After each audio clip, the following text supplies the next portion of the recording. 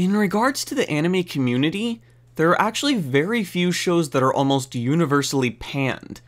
The community is mostly full of praise for various shows, such as Attack on Titan, Fullmetal Alchemist, The Big Three, etc. So when a show comes along that invokes the ire of nearly everyone, you know it had to have done something truly awful to rile everyone up. It puts me in a bit of an awkward position when I think said show is brilliant. The number one thing you hear from almost every single person that hates School Days is, Makoto is an asshole, jerk, scumbag, and is therefore incredibly unlikable. Yet, isn't that the entire point? It's one thing to try and portray a character as being good when they clearly aren't, but School Days doesn't try and hide the fact that he's an awful person. If anything, it revels in it since people, especially teenagers, being shitty people is what the show is entirely about. If nearly every other romance show is trying to portray the positives of relationships in that age, School Days is the exact opposite. Let's face it, not all relationships work out like they do in the fairy tales, and people can be supremely flawed. That is what School Days is about. A guy that just doesn't understand what it means to be in a relationship. It's not as if people cheating is a minor statistic in real life. Hell, enough people do it that they made a damn show out of it. And looking up statistics on the number of people who've admitted to infidelity might just make you do a double take. If you think about it, that's probably why nearly all romance shows focus on the chase, as people like to call it, rather than the actual romance itself. The emotions people have before actually going out are like a drug, but once they start going out, it can, and sadly often does, start to die down. Some people just eventually break up, or at least one of them resorts to cheating to most likely trying to relive the emotional high they had back at the beginning of the relationship. Even though I know it probably isn't true, I like to think the director took this route with the show because he just despised the romantic comedy genre of anime. In actuality, I'm sure it was just because it's famous for how many bad endings it has, so they just decided to have the adaptation use one of those routes. But I like my interpretation more. But honestly, it's actually kind of refreshing to see a show cover just how easy it is for a relationship to go south. Makoto isn't even the only one to drive this. Every single character in this show is despicable in their own special way.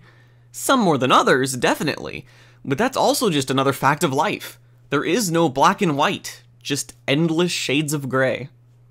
The main point of what I'm trying to say in this ridiculously roundabout way is, and this may sound weird at first, it's fully possible for an unlikable character to be likable due to their unlikability.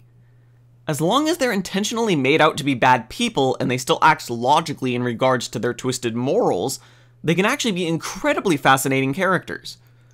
Makoto actually acts perfectly logically based on the mind of a teenager who thinks with the lower half of his body rather than his head. He's fine with his relationship with Kotonoha at first, but after he realizes he needs to take his time and actually put effort into the relationship, you get the comment from him that ended the third episode, about how going out with her is tiring. Then Sekai lets him start getting physical with her, so he starts wanting to go out with her instead. After that, it follows the same pattern of Makoto giving most of his attention to a new girl after they have sex with him, because that's all he really cares about in the end. He doesn't bother to break up with anyone because it's too much effort for him. He probably thinks if he just ignores them long enough, then they'll just go away. He doesn't even realize how much of an asshole he's being until the end when he finds Kotonoha after all the other girls refuse to be around him anymore. And then not too long after, he gets brutally stabbed to death. At least pretty much everyone agrees how cathartic that scene is, considering, again, that's the whole idea. Build up hatred for all the characters, especially the main one, and then brutally murder him. This all may sound weird coming from the guy that made a long analysis video about how great Toradora is, but both shows are great for opposite reasons. I like Toradora for its perspective on the positives of relationships and how love can come from the most unexpected of places. And I like School Days for its perspective on what's, in all honesty, something that has a fair chance of happening in a relationship. I mean, not all guys will get the amount of girls Makoto got knocking on his door, but still. To be fair though, School Days is definitely a show that you don't want to watch twice. Unlikable characters are fascinating the first time around because you have no idea what they'll do, how far they'll go with whatever they're doing, or whether they'll stop being dicks before the end. They're a lot more painful to watch a second time around because knowing exactly what they'll do makes them a lot less interesting. Plus, shows that focus on something negative just get kind of depressing after the first time around. In a way, I'm actually kind of glad that School Days has the reputation it has. If it wasn't hated this vehemently by so many people, it'd probably only be seen as average and everyone would have already forgotten it exists. I obviously also wish it was seen for what it was trying to do, if anything because I really am tired of seeing "it's bad because Makoto's a bad person" arguments. But you know, I think the show can live with the kind of legacy it has. And if it can, then so can I.